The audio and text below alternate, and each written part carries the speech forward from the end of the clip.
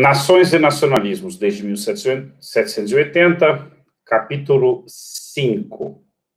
Então, como vimos ao final do vídeo anterior, referente ao capítulo 4, o final da Primeira Guerra Mundial, em 1918, representaria para Eric Hobsbawm o triunfo do princípio das nacionalidades na Europa. A primeira e, segundo o autor, talvez única vez em que o continente teria sido realmente organizado com base na prevalência do princípio de uma nação, um Estado, né? E, sendo a maioria destes novos Estados, oriundos do colapso do Império Austro-Húngaro, do Império Otomano, né? Estados liberal-parlamentares, pelo menos num primeiro momento, né? Baseados, então, nominalmente, isto é importante, motivos que esclarecerei em seguida, na homogeneidade cultural de suas fronteiras políticas. Justamente esse teria sido o resultado do princípio wilsoniano das nacionalidades como pilar da solução digamos, liberal-burguesa para a crise pós-bélica, né, como, digamos, alternativa ao princípio leninista da autodeterminação, que era justamente parte da estratégia de revolução mundial do bolchevismo, né? Lenin, como lembra Hobsbawm, havia percebido o potencial revolucionário da questão nacional e teria procurado equacioná-lo em termos do direito da autodeterminação, da independência nacionais. Como nós vamos ver, este princípio terá depois grande importância para o sucesso do comunismo, relativo sucesso do comunismo e do leninismo no mundo colonial ou semicolonial. Mas, na Europa, no primeiro momento, a revolução é confinada às fronteiras do antigo Império Czarista, que é reorganizado sob a égide do bolchevismo como União Soviética após a Guerra Civil, né, que se seguiu à Revolução de Outubro. Mas as tentativas de revoluções operárias na Hungria, na Alemanha, na Itália, acabam por fracassar, né? E, nesse sentido, digamos, a Europa centro-ocidental é reorganizada, né? Tendo aí como inspiração os princípios de paz, inspiração parcial, né, os princípios de pacificação propostos pelo presidente dos Estados Unidos, Woodrow Wilson, dos Estados Unidos, que passa a ser, né, uma potência com crescente influência no mundo a partir da sua entrada na Primeira Guerra Mundial. Eu digo em parte porque o alcance desses princípios foi, digamos, limitado pelas exigências de guerra inglesas e, sobretudo, francesas, né, o revanchismo francês contra a Alemanha, que marcará o chamado Tratado de Versalhes, né, inclusive, como lembra Hobsbawm, unificando o espectro político alemão contra esse tratado, por vê-lo como, né, uma humilhação indevida imposta à Alemanha, né, a perda de todas as suas colônias, pesadíssimas indenizações de guerra, perda de território na Alsácia-Lorena, etc, etc, etc.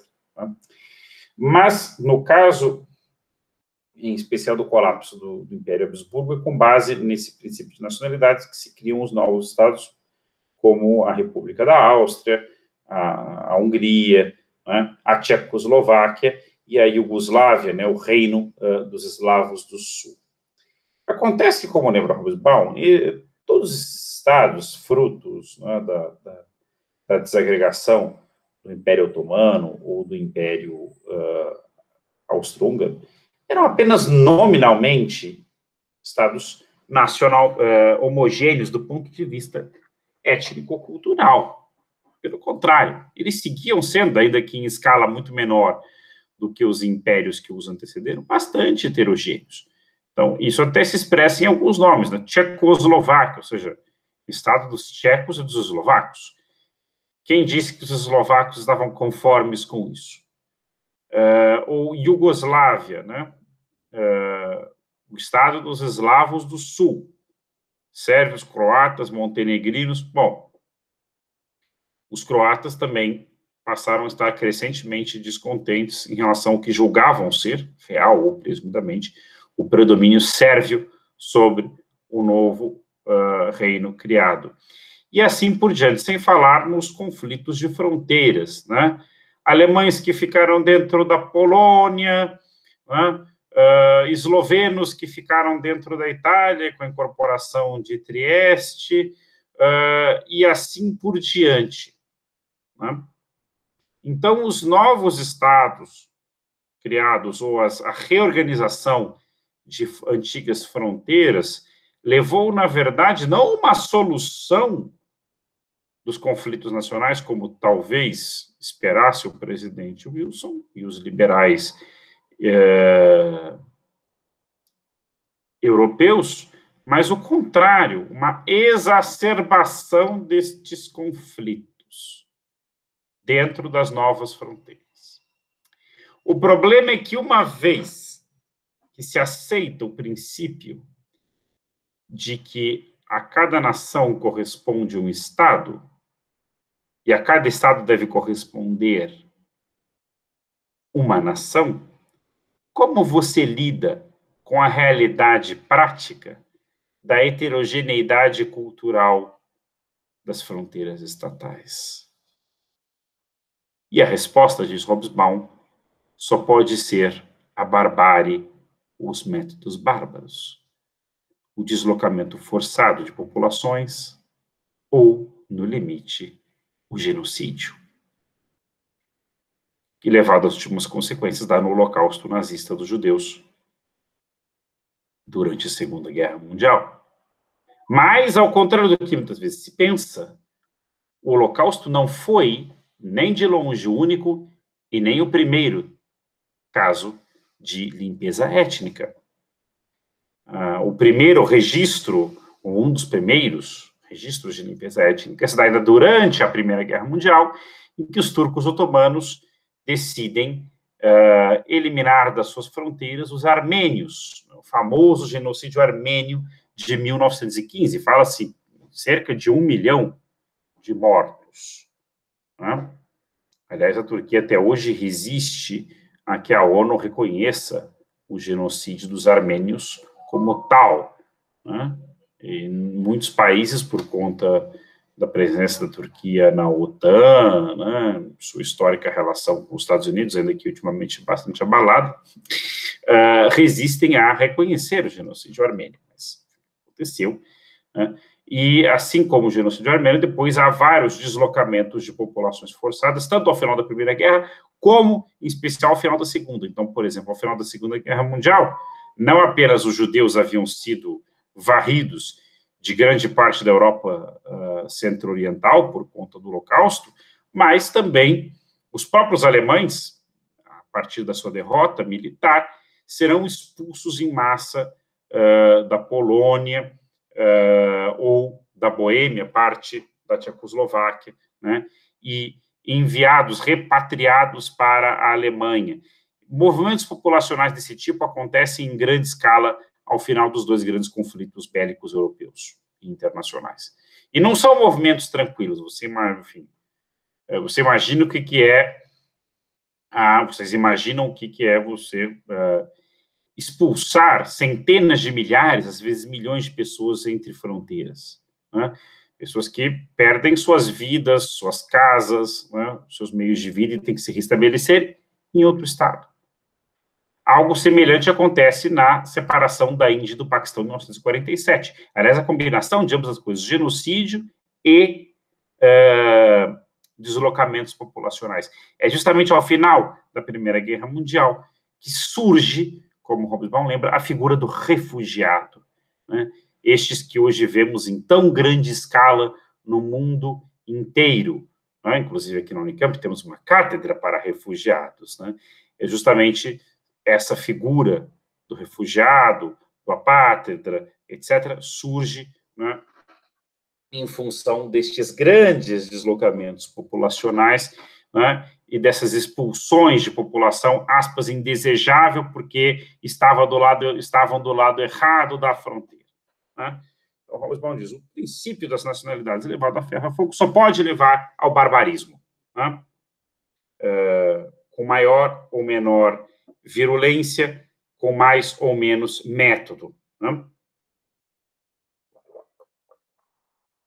Bom, então, digamos, passando a outro tema, né, mas ainda vinculado a este, né, não é por acaso que aquela virada à direita que os nacionalismos já vinham dando no final do século XIX se consolida e se aprofunda no pós-Primeira Guerra Mundial, né, em que os nacionalismos, tanto dos povos, sobretudo os povos derrotados, né,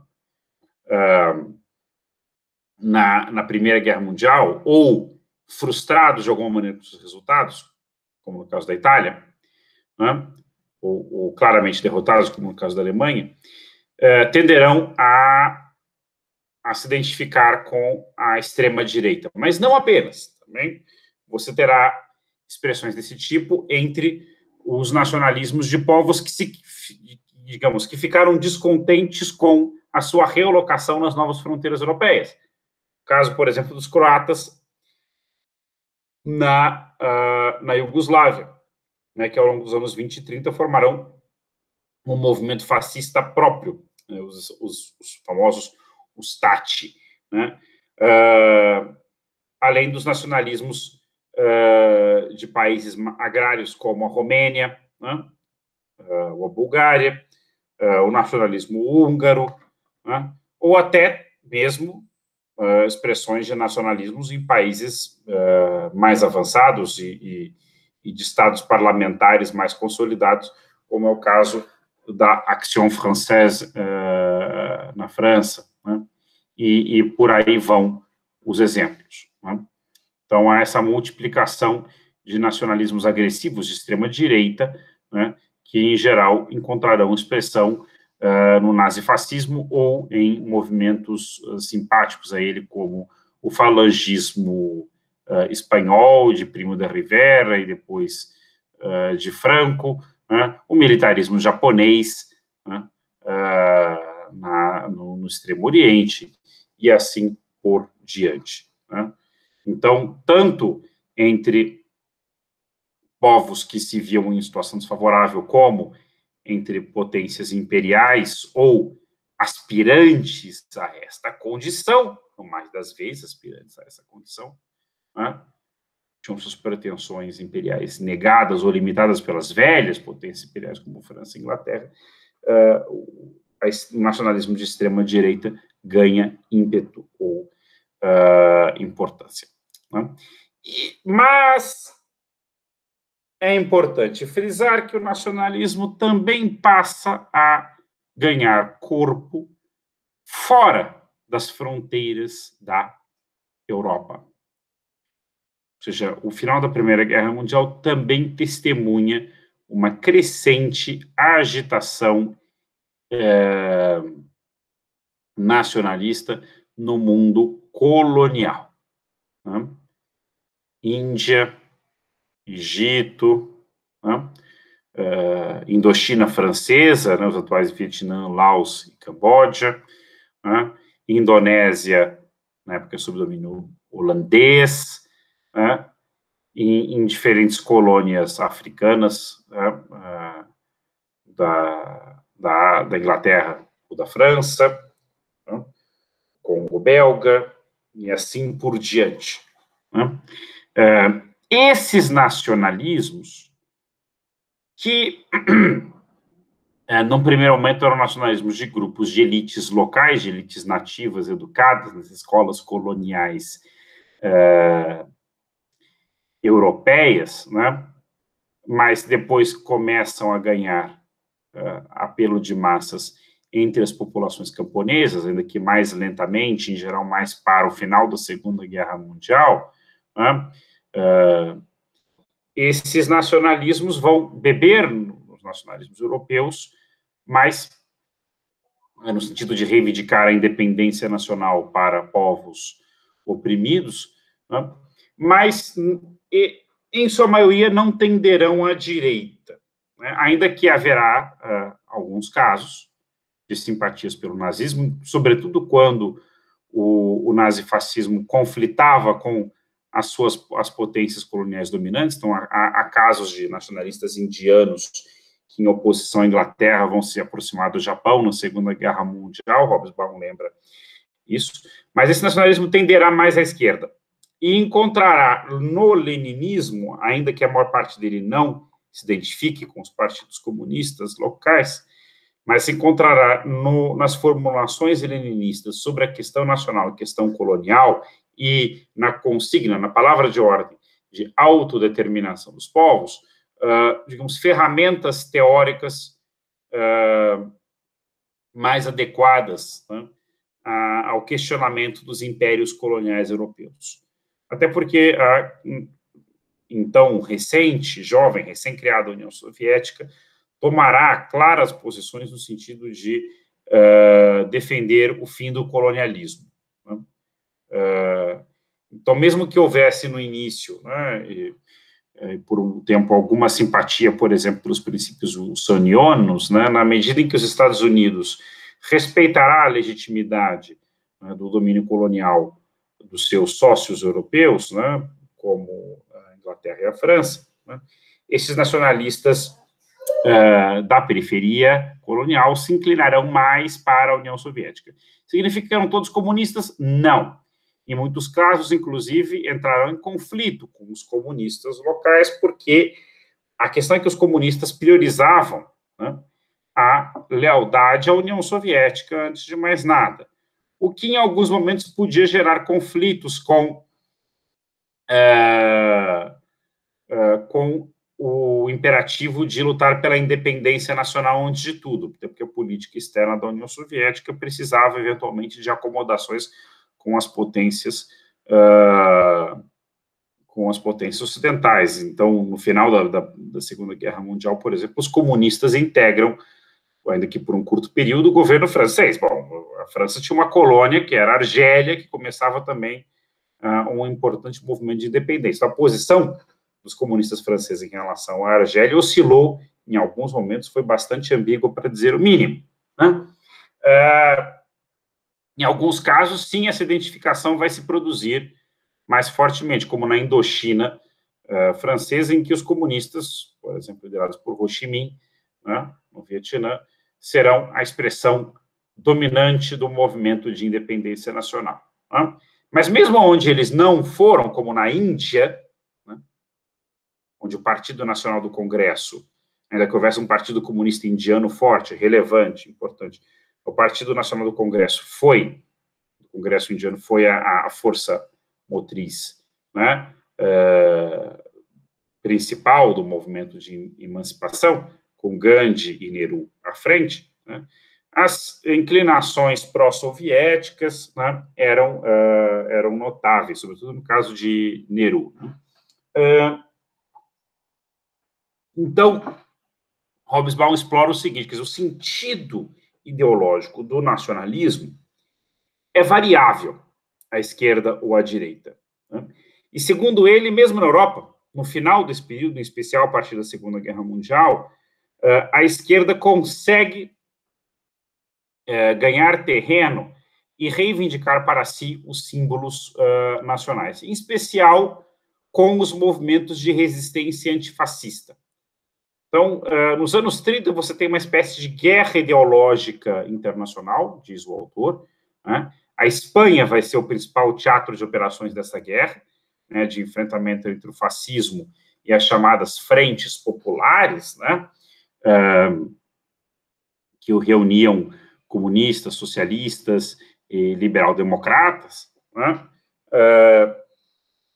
E, nesse contexto, né, as fronteiras ideológicas acabam se sobrepondo, muitas vezes, às fronteiras nacionais ou se articulando com elas de maneiras variadas, sobretudo em países que, a partir de 1940, passam a ser ocupados pelas forças alemãs e onde a extrema-direita, nominalmente nacionalista, vai ser colaboracionista dos invasores.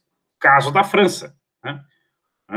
Já quando, na época da Frente Popular, do governo de Frente Popular na França em meados dos anos 30, né, os setores da extrema-direita diziam melhor Hitler que Léon Blum, né, ou seja, melhor uma força estrangeira do que o comunismo judeu, etc., etc. Mas isso vai ganhar muita literalidade a partir do momento que a França é ocupada pelos nazistas e se forma um governo da extrema-direita colaboracionista em Vichy, o governo do Marechal Pétain, né?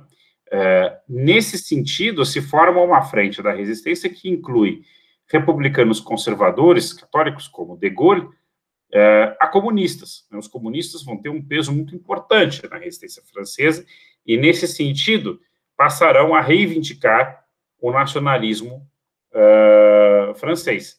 Né? Mesmo na Itália, a resistência antifascista, em especial quando Mussolini se refugia no norte da Itália sob proteção das tropas alemãs no final da guerra, em 1943, também reivindicarão, né, a independência nacional. E aí também com um peso muito importante do Partido Comunista Italiano. E assim por diante vão os exemplos. Na Iugoslávia, sob a liderança do Marechal Tito, entre outros casos, os chamados partisans, o partigiani, né, antifascistas, né, que eram movimentos, quando não diretamente comunistas, tendencialmente à esquerda, né, vão se apresentar como movimentos de libertação nacional. Aliás, lembra Hobsbawm, o mundo, ao final da Segunda Guerra Mundial, tende à esquerda. Né? O exemplo que ele dá, inclusive, é da Inglaterra, né, em que, ao final da guerra, Churchill perde a eleição. Churchill, né, o primeiro-ministro que liderou a Inglaterra durante a guerra, que era bastante respeitado e aclamado por isso, perde para os trabalhistas. Né? E por quê? Porque havia um sentimento geral de que o mundo precisava de transformações radicais profundas no sentido da emancipação social. Então, esse momento no final da Segunda Guerra Mundial em diante é um momento em que, seja pelo antifascismo, seja pelos movimentos de libertação nacional, do que virá a ser conhecido como o Terceiro Mundo, o nacionalismo tenderá a se identificar um pouco mais com a esquerda, né? E mesmo com o marxismo, ainda que muitas vezes ambíguo ou contraditório. E é fato curioso que, justamente nesse sentido, lembrou o autor, nos anos 60 e 70, a reemergência de nacionalismos de pequenos povos europeus, como bascos, escoceses, irlandeses, etc., passarão a adotar um vocabulário ou um jargão marxista-leninista de libertação nacional, em que pese as origens de direita ou mesmo de extrema-direita de muitos desses nacionalismos no pré-Primeira Guerra Mundial. Né? Então, há um pêndulo aí que faz com que o nacionalismo oscile entre esquerda e direita ao longo do tempo. Bom, indo mais para o final dos capítulo 5, o autor observações sobre o nacionalismo no mundo extra-europeu, em especial nos novos estados recém-criados, né, frutos da descolonização na África e na Ásia, porque estes também são estados extremamente heterogêneos do ponto de vista étnico-cultural.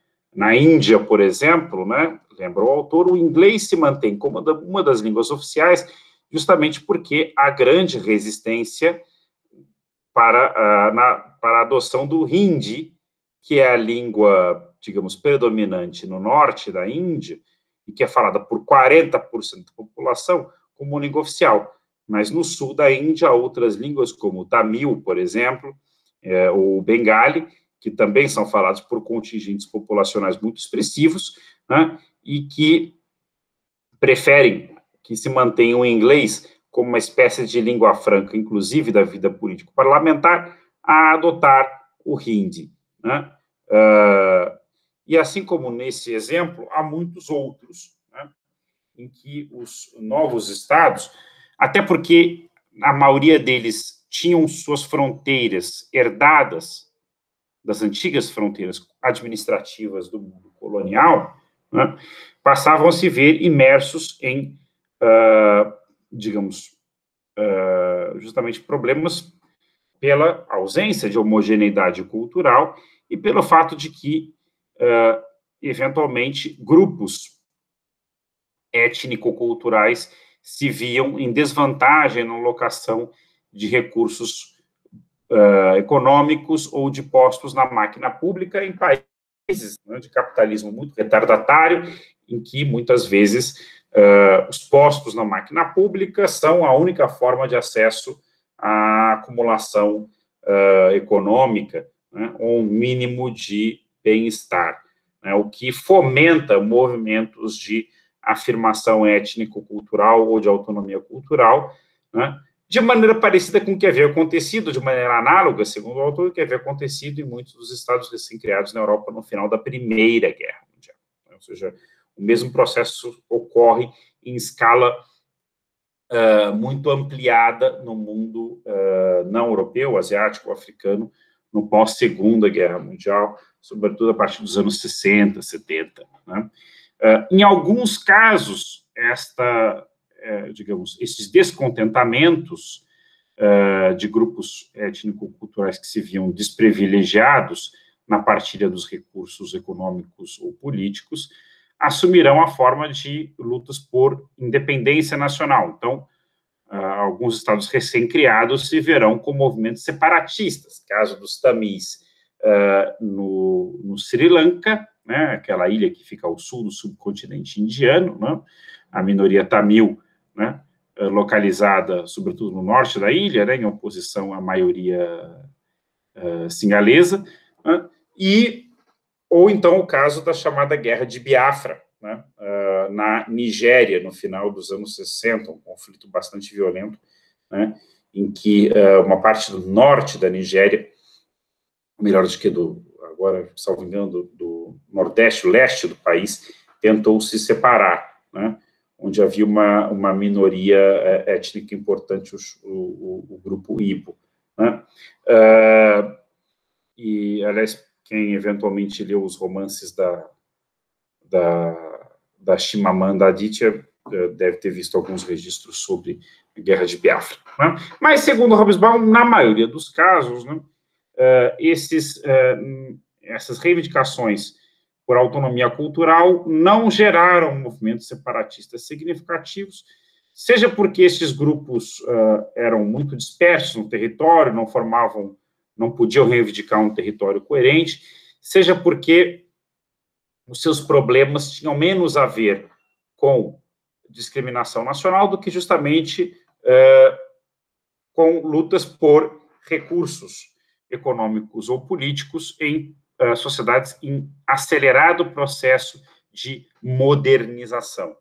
Por isso, diz ele, mais ao final do capítulo, para estes países, Bauer, né, em referência ao Otto Bauer, né, com sua proposta de federação de autonomias culturais e nacionais, seria mais relevante do que Mazzini, né, ou seja, o princípio da nacionalidade, da separação de um Estado para cada nação, porque esta solução, na maioria dos casos, dada a grande mistura étnico-cultural nos novos grandes centros urbanos dos países subdesenvolvidos, é muito pouco praticável, né?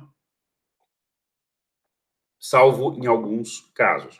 E mesmo nesses que eu citei, e que o autor cita, como o Sri Lanka ou a Nigéria, estes movimentos separatistas, ainda que gerando conflitos civis, por vezes muito sangrentos, acabaram não prosperando. Né? Uma exceção é a Etiópia, né, que incorporou a Eritreia, que acaba por se separar nos anos 90, né, um pouco depois da publicação desse livro, mas que tinha já um movimento separatista importante, mas o autor diz que é uma exceção relativa, porque a Eritreia não fazia parte do antigo reino da Etiópia, era uma colônia italiana que foi incorporada ao reino etíope após a Segunda Guerra Mundial, né? E após a libertação da ocupação fascista italiana. Bom, só para fazer esse registro. Enfim, diz o autor, o mundo contemporâneo, né, hoje majoritariamente urbano, né, e com o capitalismo consolidado, né, como uma economia mundial predominante em quase todo o planeta, né, é um mundo pontuado por conflitos culturais ou raciais, mas que raramente se expressam exatamente enquanto conflitos nacionais. Esse é o caso dos negros nos Estados Unidos, né, inequivocamente segregados e discriminados, né, historicamente nos Estados Unidos, mas cuja reivindicação acabou assumindo mais a forma de um movimento por direitos civis do que um movimento pela emancipação nacional, ainda que houve tentativas nesse sentido, né? Ele cita, inclusive, documentos da Internacional Comunista dos anos 20, né, que debatiam a questão negra nos Estados Unidos, em que se aventou a possibilidade de criar uma república negra separada dentro do antigo território, dentro do território dos Estados Unidos. A questão é aonde, né? Porque ainda que houvesse um cinturão de estados sulistas, onde as populações negras formavam grandes contingentes de maneira mais ou menos contínua, né, grande parte dessa população passou a migrar para os grandes centros industriais do norte e se dispersar no território, no sentido, né, não havia qualquer possibilidade dessa reivindicação da formação de um estado próprio. E a ideia também de uma migração, né, ou repatriação da população negra dos Estados Unidos para a África, ainda que tenha sido acalentada, tanto, né, com sinais evidentemente trocados pelos racistas norte-americanos brancos, como por alguns setores dos próprios movimentos negros, né, pensando, por exemplo, na formação da Libéria, etc., também não era, no frigir dos ovos, algo praticável, né, de modo que o movimento negro dos Estados Unidos acabou prevalecendo como um movimento de reivindicação de igualdade de direitos, mais do que como um movimento de independência ou autodeterminação nacional, ainda que em alguns momentos ele tenha se apresentado assim, sobretudo sob o impacto do terceiro mundismo, né, e os movimentos de libertação nacional no terceiro mundo, né. Então, fora casos como Israel, os conflitos palestino-israelenses, né, ou os que eu citei anteriormente na Nigéria e no Sri Lanka, né, grande parte dos conflitos culturais ou étnico-culturais no mundo contemporâneo não encontrariam, segundo o autor, uma solução em termos propriamente nacionais, né, até pelo fato de que, dada a crescente internacionalização da economia capitalista e também dos grandes meios de comunicação de massas, como o rádio e mais tarde a televisão, aqui, evidentemente, ele não considera ainda a internet, né, um texto dos anos 80, estava apenas engatinhando, digamos, há uma crescente tendência à internacionalização de algumas poucas línguas, em particular o inglês, né, em algumas áreas geográficas, como a América Latina, obviamente o espanhol, né, mas, digamos, o mundo da economia,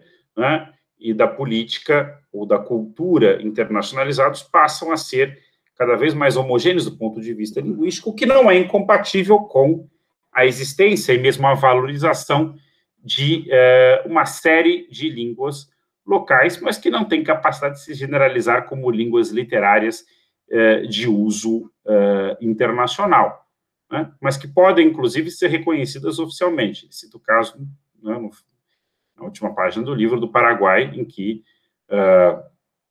o Guarani é reconhecido como língua oficial, é falado por grande parte da população, pela maior parte da população, nas diferentes classes sociais, mas o espanhol segue sendo a língua de uso público, né, para a maioria das funções sociais, políticas, educacionais ou econômicas. O mesmo se daria em outros países linguisticamente diversos da América Latina, como o Peru, por exemplo, em que o quechua chegou a receber também reconhecimento oficial, mas em que a imprensa e a educação seguem sendo majoritariamente, quer dizer, ou quase exclusivamente, digamos, publicadas ou veiculadas em espanhol, né? Então, digamos, a solução para muitos desses, digamos, para a heterogeneidade étnico-linguística passa mais pela adoção de um bilinguismo, por certa especialização de funções entre as línguas, do que pela reivindicação da formação de estados de acordo com línguas oficiais homogêneas, né? Em síntese, podemos dizer que o autor tem uma posição, né, mais uma vez, como eu disse no primeiro vídeo, crítica em relação ao nacionalismo, né, como pretensão de acomodar fronteiras políticas a fronteiras culturais, né, e mais simpática aos movimentos de libertação nacional do terceiro mundo, né, mas é interessante que ele considera que, no fundo, esses movimentos eram menos movimentos nacionalistas no sentido europeus, né, de reivindicações à pureza etnolinguística, do que movimentos de libertação do domínio colonial e de formação de estados próprios, que, no fundo, eram pouco baseados na homogeneidade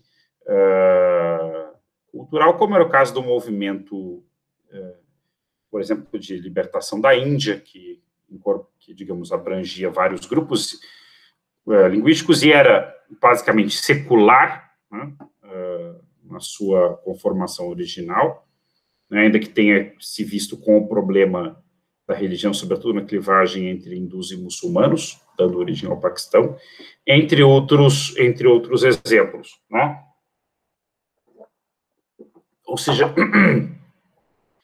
uma vez atingida a libertação nacional, né, o nacionalismo, né, perdia importância, né, a não ser, nesses países, a não ser como uma força de coesão ou de modernização política, social, econômica, né, mas não tinha muito futuro enquanto, né, uma força de homogeneização cultural, a não ser em chave muito negativa, como os conflitos do Sri Lanka na Nigéria, ou poderíamos acrescentar, ainda pior, né, mais posterior à publicação do livro, o conflito, o genocídio de Ruanda, demonstrariam sobejamente, né?